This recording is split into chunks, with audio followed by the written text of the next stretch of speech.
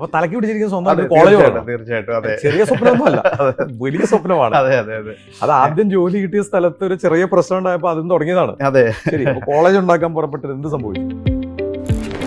Paramedical കോളേജിന് അതെ MGR യൂണിവേഴ്സിറ്റിയിൽ ആപ്ലിക്കേഷൻ കൊടുക്കുകയാണ്. അതെ അതെ.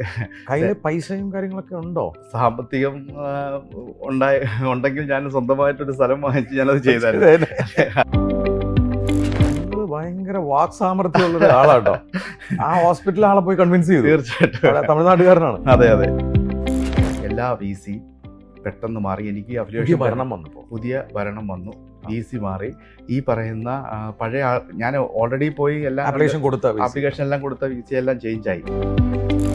എന്നെ വിശ്വാസമുള്ളവർക്ക് നിങ്ങളുടെ കുഞ്ഞുങ്ങളെ ഇവിടെ പഠിപ്പിക്കാം. അത്രയും പേരൻസും എന്നെ വിശ്വസിച്ചു. Very good. ആ ഒരു വിശ്വാസം എനിക്ക് ആ പേരൻസിനോട് ഏറ്റവും കൂടുതൽ ഈ college saint Mary's group of institution ഇന്ന് നിലനിൽക്കുന്നതിൽ ആ പേരൻസ് എൻ്റെ അർപ്പിച്ചൊരു വിശ്വാസമാണ്.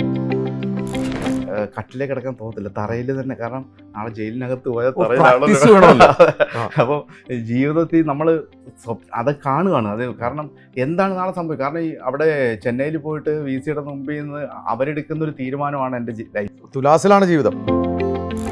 പിറ്റേന്ന് രാവിലെ 8 മണിക്ക് ഒരു കായസഞ്ചിക്കകത്ത് ഒരു 10 lakhs rupees അയാൾ എൻ്റെ കയ്യിൽ കൊണ്ട് തന്നിട്ട് പറഞ്ഞു.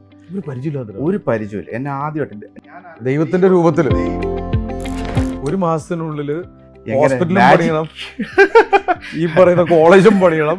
അത് തന്നെ. എന്നിട്ട്